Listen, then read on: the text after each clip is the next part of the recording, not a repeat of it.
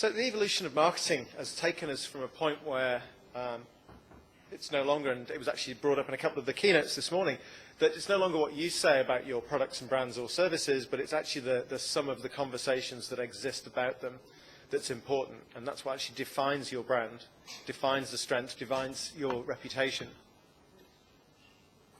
And how do we get to this position, right? So there's quite a few changes happened in the last few years. So we already know that the volume of traffic across the wires, across the internet, has changed. We've completely surpassed email by being the primary source or the primary medium for connectivity and communication. And also the way that we operate on the internet has completely changed. Nobody's now, nobody has the primary goal of just consuming flat content via search. This is all about collaboration and interaction with people.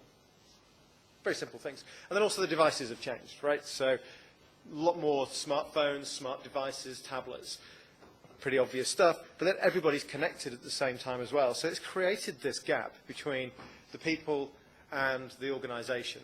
So pretty straightforward stuff. People and customers are increasingly more social because the way that we interact has changed, the ubiquity of smart devices, and now the ubiquity of connectivity as well. Unless you're me standing here and I can't get an internet connection to do a demo to you, but it's fine. So fundamentally, everything's changed. I don't want to recover. That's why I wanted to show you a lot of products and a lot of interesting things, rather than just recap some of the things that we've heard throughout the morning. But the way your organization interacts with people has completely changed. It's no longer just about flat content. It's no longer about websites. It's about social. It's about interaction. It's about meeting your customers about your products or brands of service at the point of need. Many people have said this morning. It's about content, community, conversation, collaboration, and connections with customers. All the obvious things, the 5 Cs. So what we tend to think of in a social sense, and Radian6 is here to help people through a journey of listening, measuring, analyzing, engagement, and then engagement at scale. And so we always take our customers on this journey. So they start off just listening and understanding the conversation, and then they get into measuring. So do I baseline these things? Do I put some metrics around these things? What do I care about? Is it a percentage share of voice? Is it a percentage share of conversation in the industry? And then also, what do I care about the sentiment? Or how can I classify conversations or customers around that? And then finally, what's my engagement strategy? How do I measure engagement? And then more importantly now, as this starts to become more pervasive, is how do I do engagement at massive scale? So Radian6, we were acquired by Salesforce.com in May of last year. And we've kind of been rebranded internally at Salesforce as this thing called the Social Marketing Cloud. So we're no longer the company where we started out back in 2006, 2007, around just listening and measuring. We moved into engagement. We've moved into engagement at scale. And now also with the rest of the Salesforce portfolio, there's lots of other things as well. We can build social applications. We can build social sites. We integrate directly into CRM applications. And we can build social CRM very quickly. So there's a lot of people trying to sort of move into the space where Radian6 is. And we have a lot of competitors in points of the solution. So there's other people that do listening and monitoring. There's people that do analytics. There's people that do engagement. There's nobody who does the whole thing as a full end-to-end spectrum of the solution. You combine that with, are we good? Oh, hey, really? We are good.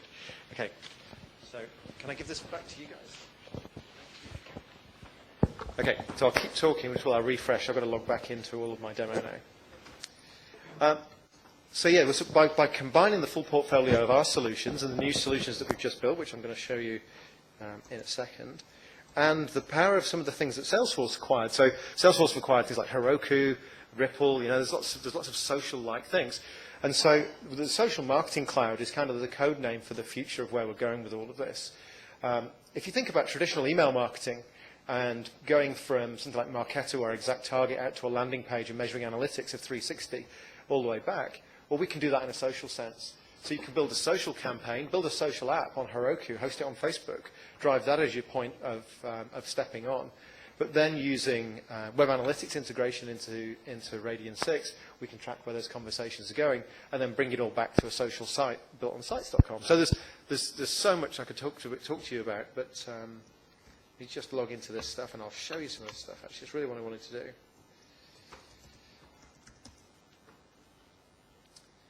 But good question. I like questions like that.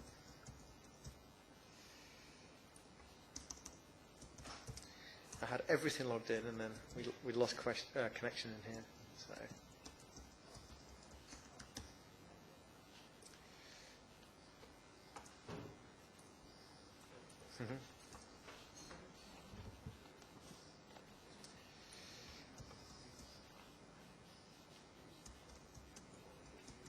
Is kind of an overview of this journey, and we can summarize this journey into 6 quick steps that an enterprise can take, or any business can take to get to a point where you're kind of socially enabling the whole environment. So I'm still logging into things here. I've got a lot of different things to show you. Got a goat down there? Sounds like a noisy thing. Right, I have to log into everything.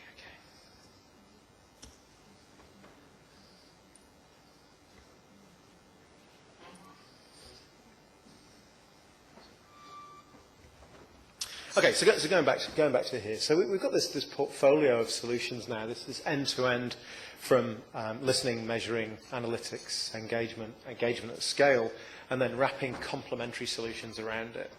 Okay. So first thing, understand your audience and define influence. It's the first step on any process here. Very, very straightforward stuff. So defining influence for us is different depending on the medium. Now, we grab data from about 200 million different sources every single day, of which Facebook and Twitter and LinkedIn are just 3 of them. But obviously regional variations, language variations, taxonomy, and we live and die by the strength of our data. And one of the things that makes us stand apart is we're a global platform, global solution, and we're very strong. And some markets we're still developing data and language. In fact, India, we're releasing Hindi, a whole load of sources and insight providers at the end of this month. At the moment, we're 17 languages. Within 30 days, we'll be 20-something languages. And the other thing that we do is we layer on top lots of third-party insights. So we wouldn't kind of want our customers to go and buy this insight from somewhere else, or we wouldn't compete at a micro level or at a niche player level with some of these people. So Open Amplify, Open Calais, Clarabridge, Clout, Lexalytics, Rapleaf, we bring that into our platform and allow our customers to overlay that data on top of what it is that we do. So you see some screenshots here. These are just from a summary dashboard, and I'll demo this to you in a minute. But influence by medium, very, very different. Twitter's all about reach, credibility, relevance. How big's my audience? How often am I on topic? And when I am on topic, what happens to it? Who cares? We could layer Clout on top of that. You've got pros and cons. People like Clout. Brian Solis recently wrote about how Clout doesn't really measure influence, but it measures available audience. And then we look at forums and blogs and comments and online news sites, because they could be just as important depending what your product or your brand or your service is all about. The article that gets written on a digital version of a newspaper and then the commentary that sits beneath that and people engaging and having discussion is probably more valuable than the article itself. And then you'll see a little thing there as a heat map of locations and regions and demographics. So again, we acquire a lot of data. And there's a difference, obviously, between privileged and private data. Okay, we're very good digital citizens. We respect every privacy aspect of any network we acquire data from. But we do buy privileged data, right? Of course we do, because it's available in the market. And it's public data, but certain networks make it their business model to pass it on to folks like us. So next thing, capture industry trends. So understand where you are in terms of what's going on in your industry. This particular thing I've got on screen here is about a theme that's running through Australian politics at the moment around a carbon tax bill. And so just understand what's going on. What are people talking about this? What do people like and what do they dislike? There's a list there of themes that people say they like and dislike. Now this is language processing, so we haven't gone to the data and said, do people like these things? We've asked the data, what things do people like, and what things do people dislike? So we're actually getting a lot of insight out of that data in real time. We can graph things, we can run up the real-time river of news around these things as well. And then the next thing, let's look at the competition. So what are the competition doing? So it's great to understand the competition for many, many different reasons. So the first thing is, what are people saying about the competition relative to me? How do I benchmark myself against them? Do I have a good share of voice? Do they have a better share of conversation around a particular topic than I do? And then this could be a measure that then goes back into the business to help you drive a marketing campaign. You may say that I want to raise my share of voice by 20 points over the next 3 months, but I also need to do that with a positive sentiment. The other thing is take a look what your competitors are doing in a social sense. Great way to validate your own social strategy, see what your competitors are doing. And then another great thing is let's go looking for sales leads out there. So the enemy of my enemy is my friend. So if a customer is not happy with one of your competitors, he's a potential great lead for you to go and do business with. So I'm just going to show you some of these things if the network's all back up, which it should be. It'd be a shame if I couldn't show you all this stuff. Okay, so here's a summary dashboard. So we're just going to start at one piece of this. So I'll reference back to all the different user interfaces that we've got. But this is just a high-level summary dashboard. It's a pre-configured report, if you like. You can schedule it to go out at PDFs or whatever.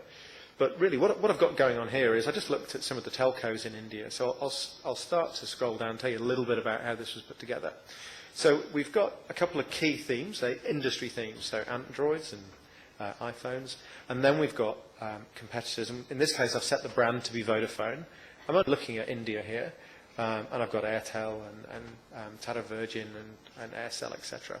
So if we roll up to the top, think of this as like just a management report that you don't have to do anything with, right? You can just sort of pass that to the management. So you can see here, we're looking at this little window of data. We're just looking at 2 weeks of data. There's about 72,000 posts. Roughly 3/4 of it's roughly positive. Demographics, 3/4 male, 1/4 female. Now, given that the brand here we've set to be Vodafone, you've got about 27% share of voice and 8.4% share of conversation. So share of conversation is you versus the industry. So how much of that whole conversation around Androids and iPhones is actually in relation to the Vodafone brand? And then the share of voice is you versus your competitors. Okay, how much of that have you actually got? So just simple baseline metrics. Volume trend, a quick breakdown by media type, just real top-level stuff. And then as we slide down, we start to understand who's having the conversation. So actually, there's a Airtel presence. They've obviously got a very, very busy Twitter handle doing some customer service. We've got some breakdown around sentiment. And then we're starting to see a heat map around where the conversations are coming from. So whereabouts in India the conversations are coming from, which languages are being used, and some of the ages and some of the breakdowns. So the other thing I'll jump to in a minute is the BI tool, really the analysis dashboard. So if you think about what we do at the heart of our platform, it's like a business intelligence tool for the social web. So if we suddenly then wanted to find out what do 25 to 34-year-old females in New Delhi think about iPhones, we could look at that intersection, right? We could figure that out.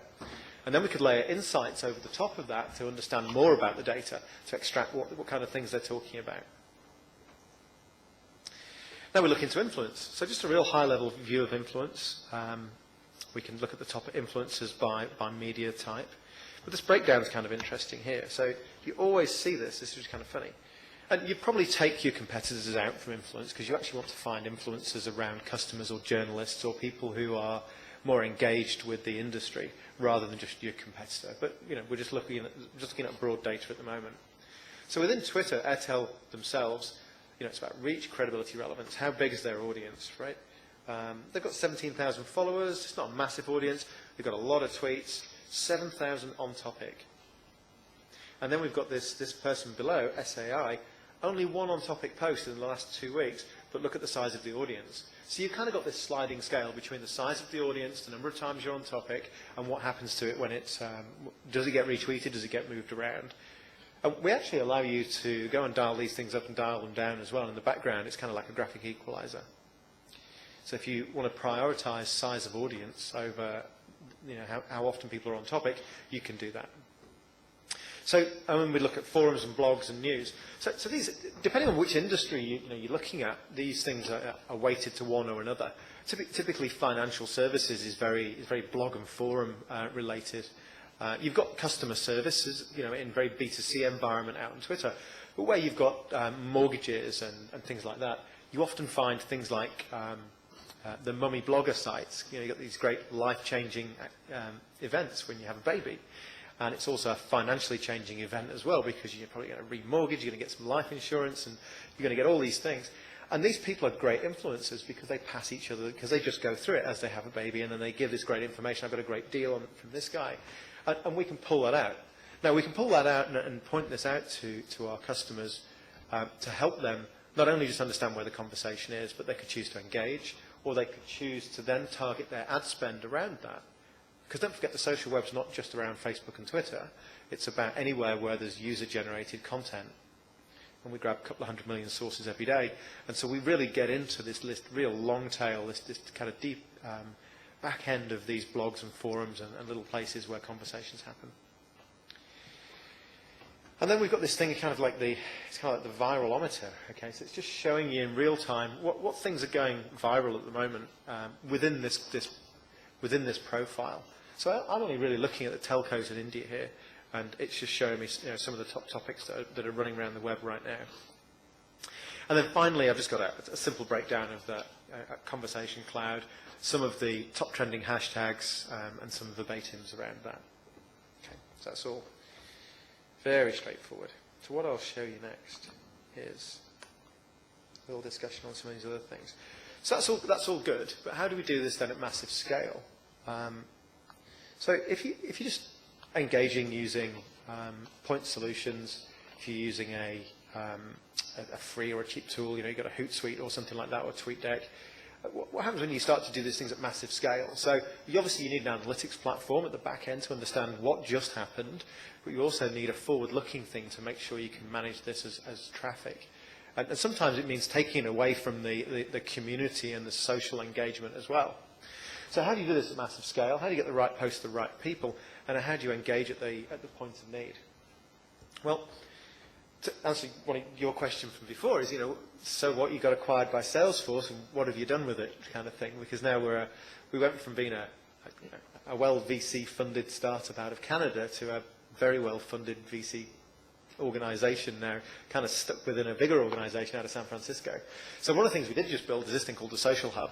Now this changes the game around engagement, because for a community manager, or a team of community managers, and I've got some customers in the telco space in Australia that run a team of 40 full-time community managers, and they still can't handle some of the volume around things.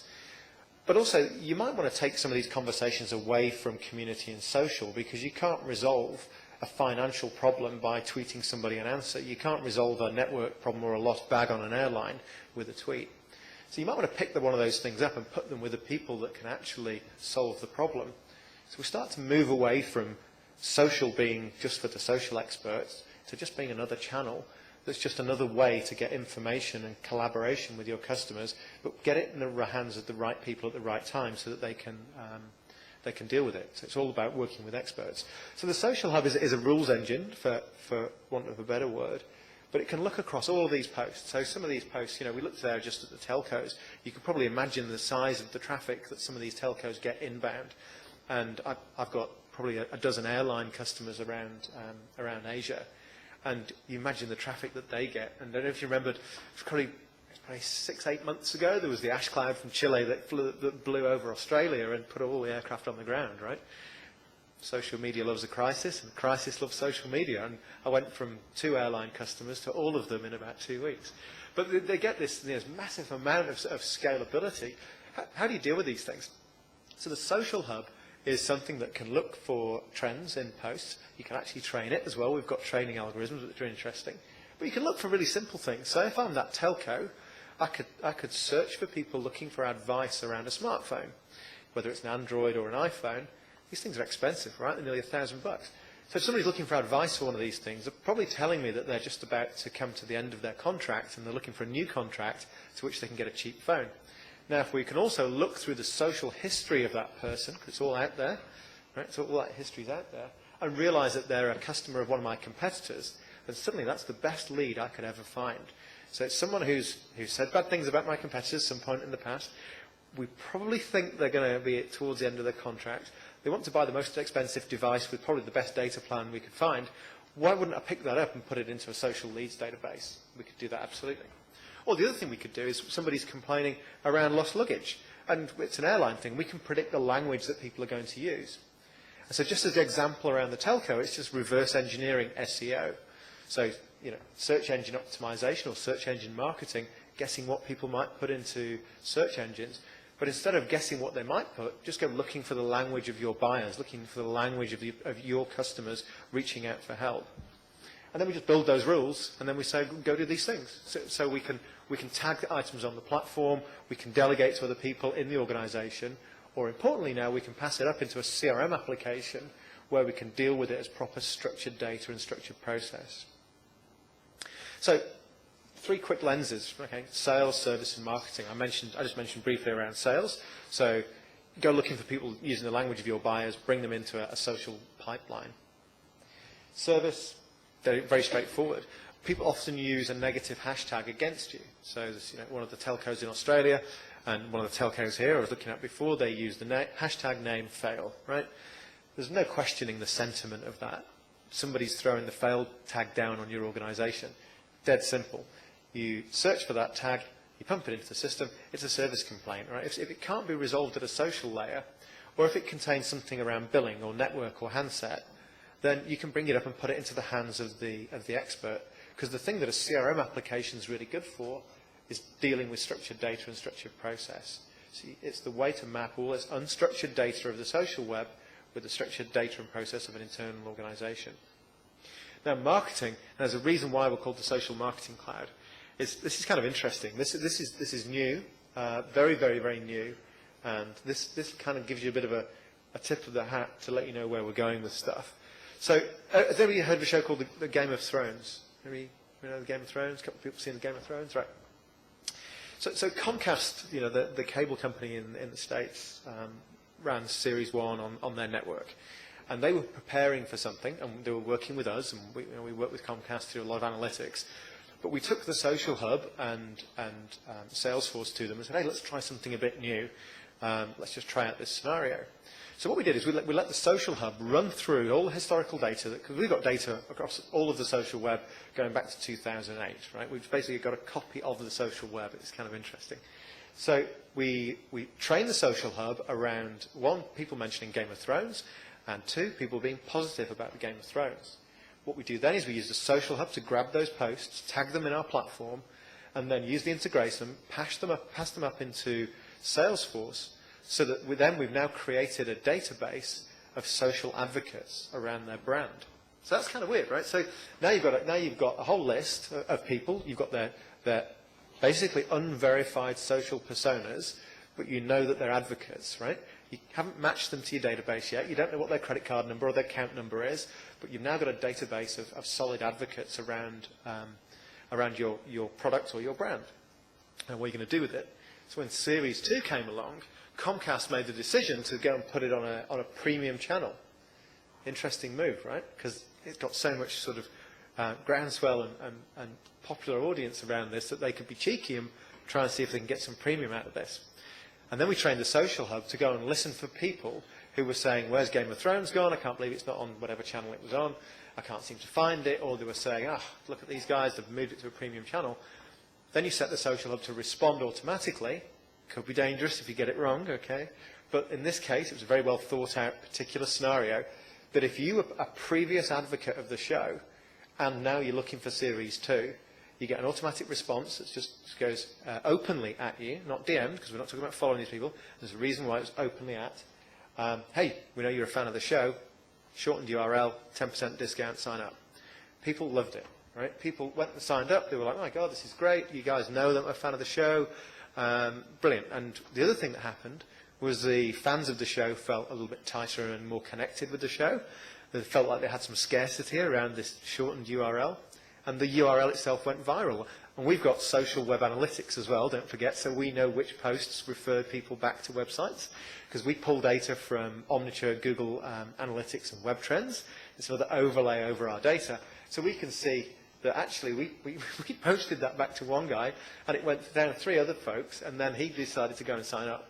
That's fine, somebody just signed up. That's actually what we wanted people to do. And this entire campaign was just run by one guy and the social hub. So, and finally, I'll just show you this, and then I'm just going to demo the whole thing, which is why I really wanted the network connection. Okay, so then the other side of this is the community management side. So you're still going to have community managers at the front side of things, managing the conversations, managing just the general chit-chat with your customers, managing the brand. But at some point, they may see something and suddenly go, I want to pass that up into a CRM application. So obviously, we've created something that does that. So I'll show you some of this stuff. That's the way to do it. Yep. Guess where I'm going tomorrow. Okay, so we'll go back a little bit and just look. And this is the analytics dashboard now. Maybe a little bit difficult for you to read back there. So again, this is this profile around the telcos in India. And you can see some things I'm going on here. I just wanted to give you just a quick flavour of the power of analytics and deep dive that we've got going on here. So we've got Airtel and Vodafone sitting here. And what we could do is we can give this a single click. And is the network working? Yeah, there we go. And you probably won't be able to read this, but I can now pivot that by topic trends, keyword groups, language, media types, post tags. I can slice and dice this by a number of different things. But one of the things I can do is I can add other demographics across this.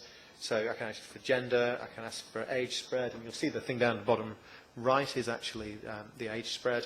So it's 25 to 34, and then it kind of tails off. But one thing I did want it to just look at, which I found interesting. So if we look at gender by, so that's for Airtel. And if we look at gender for Vodafone, I don't know why this is. Does anybody know why this is? So the conversations that are happening on the open social web around Vodafone and Airtel, 60% female for Airtel and 73% male for Vodafone. See, very, very different conversations. Anybody know why? I don't know. We could find out, right? Because then we can look at that and they just show me the conversation cloud that the male customers of Vodafone are having, and now just show me the conversation cloud that the female customers of Airtel are having, right? And we can figure these things out. It's again, you've kind of got this infinite amount of ability to slice and dice the data, to keep going down all these different alleys, to understand exactly what that niche market thinks about a particular product, brand, or service. Now, another fun thing, and this will probably become quite important in India in the coming period, is understanding popular reaction to one thing or another, one political party or another political party. So what I've got here is a profile that runs about politics in Australia, and we've got Julia Gillard and we've got Tony Abbott. Julia's the Prime Minister and Tony's the leader of the opposition. So we've segmented all of these posts around what people are saying about each of them, okay? And you can see that Julia's just all about talking about the government and the tax, and she's defending her policies, and she really wants to stay being the Prime Minister. Whereas Abbott's all about getting himself in government and getting elected and really taking her to task over a number of different things. So that's all well and good, right? We understand the context. We understand the news context of these things. But wouldn't it be good if we could then start to really segment what do people really think? And can we predict the outcome of the election? Just kind of, don't know. Can we see? So say these two bars were just around Tony and around Julia. And what I've asked it to do now is I've asked it to, my mouse is sliding away, I've asked it to resort it by sentiment at the individual level. So what does the platform say about people who are talking about Julia? And it's contextually, there's a bit of a positive down here. And we can dive into these posts at any point as well. Obviously, we can analyse that conversation, the positive and negative. And in fact, we were working with the Australian government at the time they announced the carbon tax bill, and we found ourselves to be within 1 or 2% of where the news polls were when they bring out their opinion polls, except the only difference is we were a week ahead of them, which is because you'd expect, because it's a real-time litmus and thermometer about what the people are saying. So anybody, before I move off kind of this kind of analytics and insight, has anybody got any questions on this part? Yeah, sure. Sorry, I have 2 questions. Yep. You talked about sentiment, Yep. and I believe this will all be automated. Yep. We've had an occasion where I work in the current organization to look at some automated sentiment analysis, and our experience with them hasn't been too great. We find that often there's a local language syntax, there's a bit of a jargon, which can throw the system out okay. Yep. So question 1, what is your confidence with automated syntax? Yep. The second question was around... Oh, sorry. Okay. You want to take we'll start with that one. Okay. So the question, and this, I get this, if I do 5 presentations, I'll get that 6 times. So the question is about automated sentiment. So in English, English people, basically English, Aussies, Kiwis, a lot of Indians, very sarcastic, right? So the same thing could mean very different things depending on the tone of voice, which obviously automated sentiment can't pick up. So we've got different tiers of sentiment, okay? So we just start off with the basic sentiment, which is positive, negative, somewhat negative, neutral, etc. And that tends to be, in English language, doesn't matter which country, doesn't matter who's speaking it, it tends to be directionally correct for about 70% of the time, okay? We can fine-tune that by putting sentiment keywords into different areas, particularly if you're talking about a topic that's got some slang in there, or even if it's containing a particular negative phrase like a hashtag fail. So it starts out at about 70% accurate, and then we can fine-tune it. So the way I always tell people to start with this is if you come into work every day and you've got 1,000 white envelopes on your desk, and if somebody says to you, actually, with about 70% certainty, I think those 100 over there, there's something pretty bad in them, you probably need to start with there. So you'll go through them. And you can override these things all the time anyway. So that's the basic sentiment, okay? Then we have enhanced sentiment we have Open Calais and Open Amplify that starts to look at, I could demo this, but anyway, that starts to look at behaviours. So it's not just people being positive and negative about things, it's actually segmenting it into behaviours. So we have verb analysis and entity analysis, or entity extraction. The verb analysis is really interesting because we can predict someone's about to buy, to choose, to churn, to travel, to go. And then they overlay it with these things called CRM categories, which actually go from they're looking for advice. So these are people that are now, rather than just looking for groupings of words, contextual things, they've built very large lexicons of the language people use, how they use it, and what it actually means. So they can pull out of a set of data that somebody's looking for advice. And we're getting into the 90s of accuracy now. And then it goes all the way through from advice to a category called rescue. Now, if anybody's in your rescue category, you don't normally put it on a screen when there's women in the room because, this is people who are furious. They really are angry, right? So you can take sentiment of positive, negative, and neutral, be around 70% directionally correct. Then you layer this other stuff over it, and by the time you pluck out these people who need rescuing, that's you're guaranteed what's going on in there. So by layering all of these different things, we get a much better view around these things, right? Because we don't want to be in a spot where we want to have human run or Mechanical Turk run sentiment across things. Sure, people can do that across our platform. It's part of what we've kind of got going on. You can go and look into here. You can go and override sentiment on things, right? Let's go and highlight this post. Oh, yeah, read that. Contextually, it's negative. Actually, contextually, it's positive. I can go and override these things. It's real straightforward. And that tags it for your mouse slides. Where's the screen off? That tags it inside Radian6 for your analysis throughout your organisation. Now, the language stuff is, we've got an announcement in a couple of days. So we're taking our language sentiment analysis from primarily English up to 7 languages. So a few European languages plus simplified Chinese. So this is what I'm saying. So it's a really interesting strategy that we've got by partnering with insight providers, because you've always got smart startups that can do a niche better than we can do broad brush. And particularly when you're looking at Asia all up, there's a lot of regional variation. In India, you've got 16 languages, official languages, plus you've got a completely different set of networks, and we could acquire the data in 10 different ways. So we could do a whole hour just on sentiment. It's a great topic. What was your second question? Sure. The second one was around the social hub. Yep. You mentioned a profiling that could be done, and which I could then flag off with a CRM tool. Yep. Is there a possibility to link a profile for the same person across multiple social media entities? Yeah. For example, I would have a profile on Twitter and a totally different profile on Facebook, and then maybe a third profile on LinkedIn. Yep. So then, when I flag this off on my CRM, am I still the same guy, or am I still 3 different guys? No. That is the golden fleece of the next time period, is how to get that sorted, right?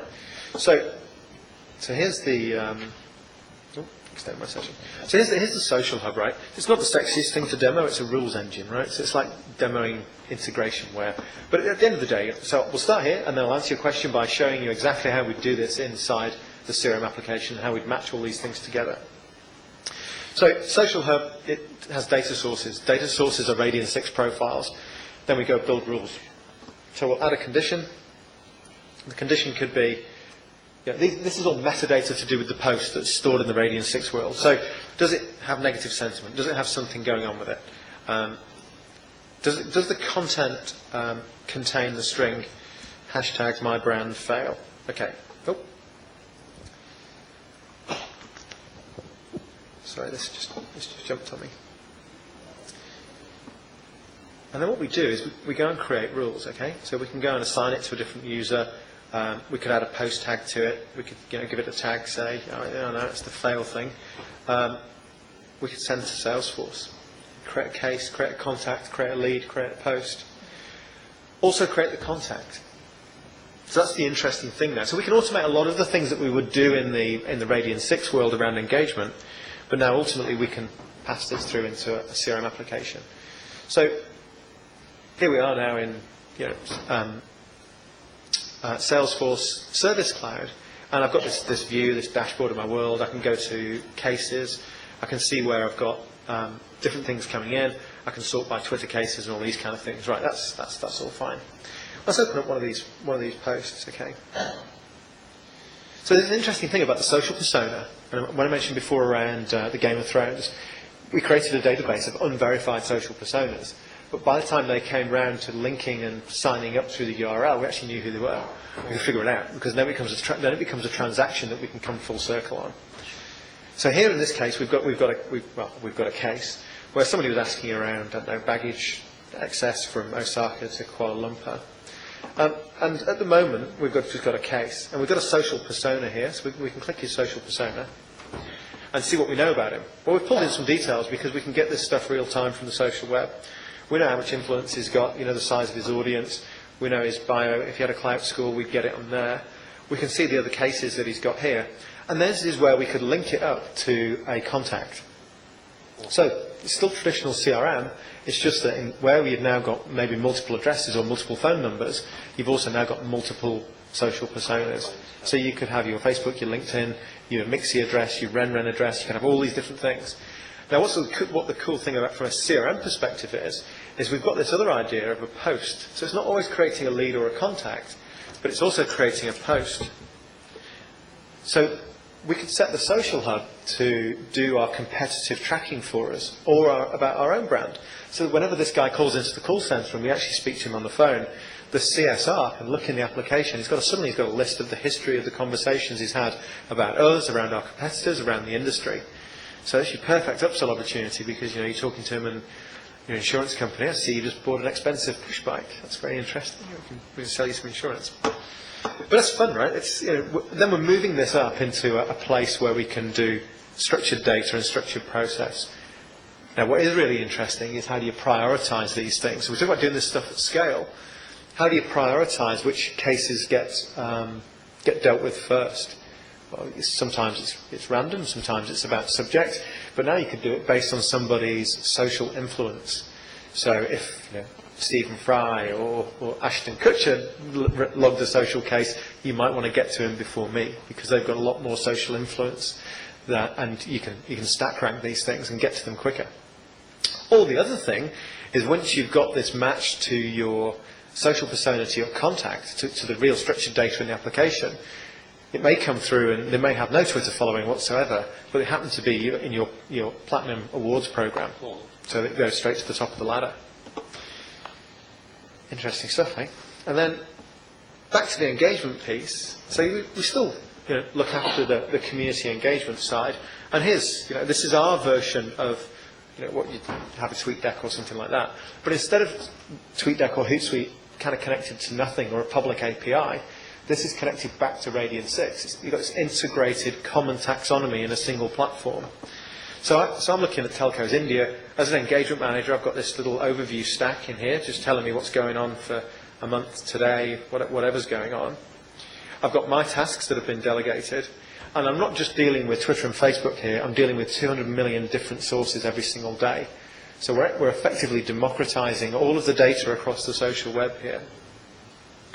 And the way we do that is we can get to treat everything as if it were a tweet. So the comments on a news site, the comments on a blog, we've got one here actually, we can pass it up and put it into a common engagement framework. And we even allow people to manage their own private forums and create engagement front ends for this. So we can also look in here, we can look at the conversation history with this person, we can look across the social web. If we know other things about their social profiles, we can take a look. You'll see this window pop over here showing you around the client scores. And here you go, look at this. You can see all this different conversation here with this one guy. What I'm going to do now is I'm going to say, actually, I'm going to tag this. So let's go and have a look at this one particular post. But I think we need to go and pass this through into Salesforce. So I'm going to pass this up into a structured data, into a structured CRM. It's going to go and create a case.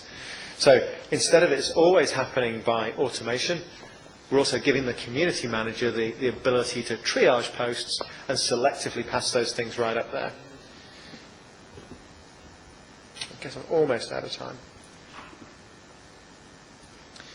So I'll jump to this. So this gives you a kind of a flavour of what we've been up to since we've been acquired. So we kind of started this journey around analytics and measurement.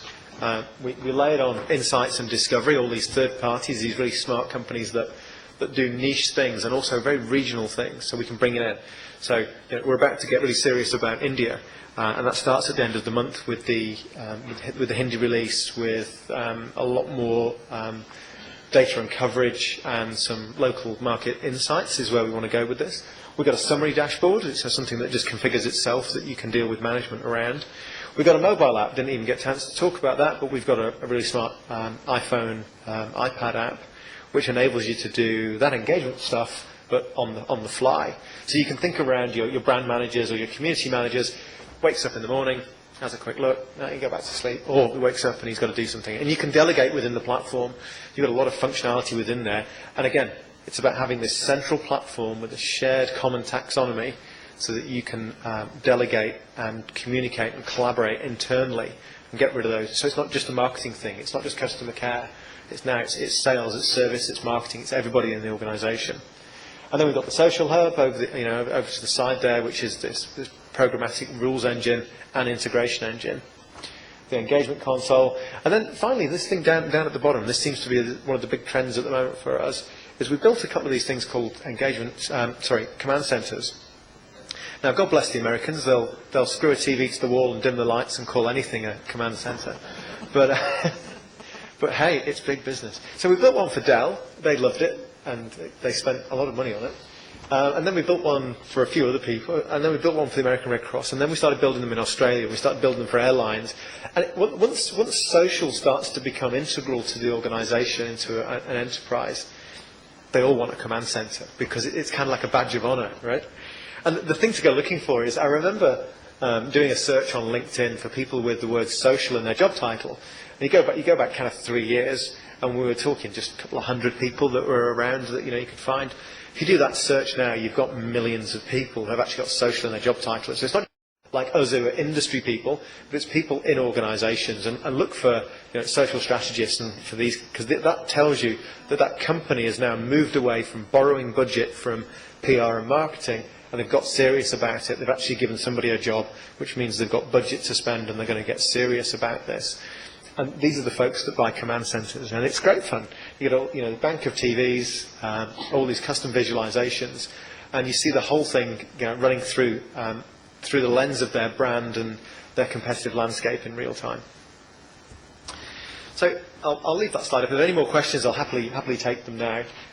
We write a lot of content, by the way. So if you're ever tired and you can't sleep, so take a look at Radian6 applications, because we spend a lot of time just writing around industry trends and how to get things done. We write 2 ebooks a month at the moment. So we've very much got an inbound marketing strategy. That's how we built the business. Do we have any more questions for Charlie? There we go. Another question?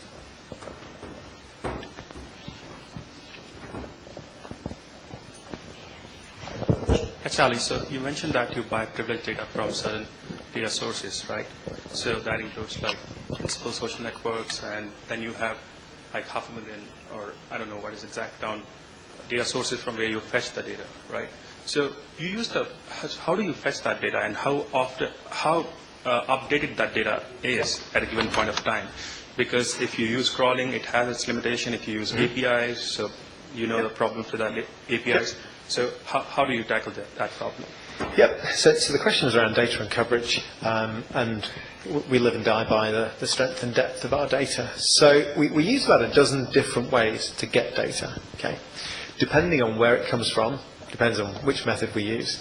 So let's talk about Twitter. If you ever wonder how Twitter makes money, it's by charging people like us a couple of $1 million a year for access to the fire hose.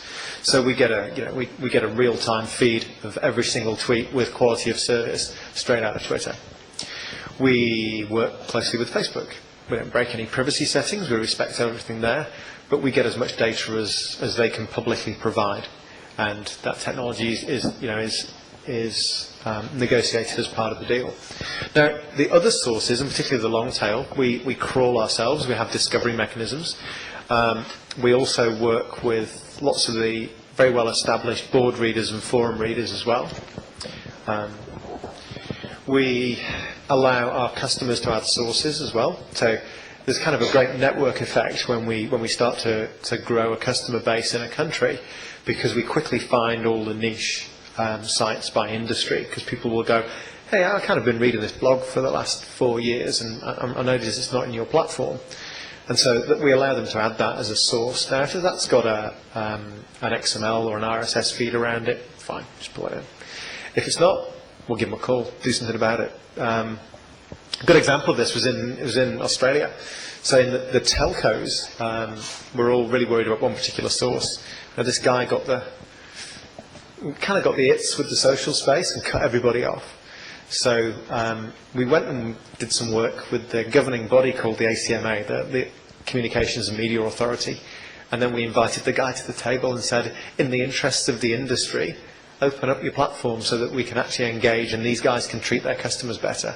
So data acquisition for us it's not just a technical problem, it's a commercial problem, it's a business problem, and we've got a big department that runs and fronts all that for us. And in fact, it's so important, I've just been lobbying from our CEO to get a director of data, language and coverage based in Asia, and I've got that, and I'm just about to hire the guy, and it's a really smart R&D guy I used to work with at Microsoft a few years ago, and he's done double byte character database localization, UI localization.